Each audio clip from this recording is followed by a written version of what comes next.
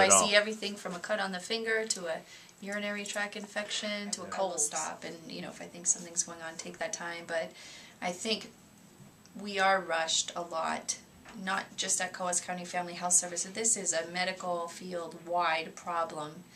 We need to see more people in less time. We always need to be more efficient. There's such a need for health care that we're always feeling rushed, and patients, I think, can sense that. And so it's easy to lose that feeling of we're here because we really care when we're asking them 50 questions and we're examining them and then here's your antibiotic, get out of the room, you know. To get that message across that we're all in this because we really care about the citizens in the community. We're all in family practice because we care about healthy families and healthy relationships. And so even sometimes when it seems like we're in a rush and we don't remember you from the next person because, you know, it's a cattle drive, they all say, it's really not. In the depths of our hearts, we're here because we care about people and we want to help. And you're just in a system that is the capturing every second they can get it's doing its best at this point, but we're human. We need to be able to keep up with our schedule, or they'll be looking for a new provider.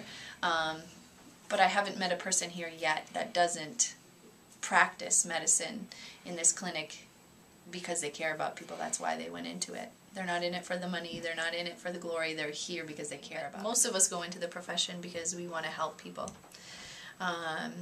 Medicine is a great way to, family medicine is a great way to get to know people, but know a lot about them through knowing their kids, their parents, you know, all the members of the family, so you really get a well-rounded idea of who people are by knowing not only them, but their family members, and being able to help the family as a whole, not only just an individual patient. That's very rewarding for most of us.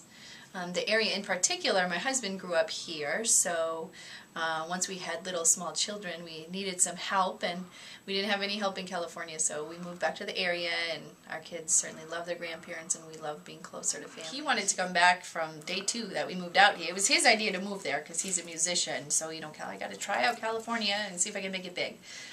So he did some wonderful things there, but it was a rat race, and we didn't get a lot of time together. We didn't get a lot of time to do anything but practice our jobs, sit in traffic, and stress out, basically. And so once we had kids, it was sort of not a tough decision that we needed help, and this was a great place to get it because we have family here. Yeah. So it wasn't tough.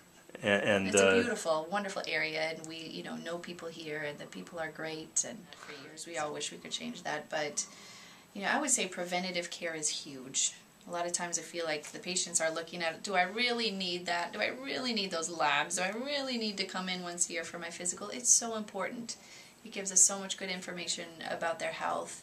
And so not just brushing that off as, you know, thinking that it's just a moneymaker or a scam. It's really to try to prevent these major health complications that can affect someone's life down the road. So you see the aging community who are on their limited income, their insurances don't pay for their medicine, so they're spending hundreds of dollars out of their pocket every month. They can't afford it. The same thing with, you know, some of our other insurances, not to name any specifically, but you can't necessarily practice the way you want to. You have to jump through the hoops of the insurances and what the patient can afford, and unfortunately that takes time and more thinking to try to get something they can afford or that their insurance will cover, you know, rather than just your first 3 line of antibiotics that come to your mind, because that's how you usually practice. You really have to be creative in that way to be able to treat people and without breaking their bank.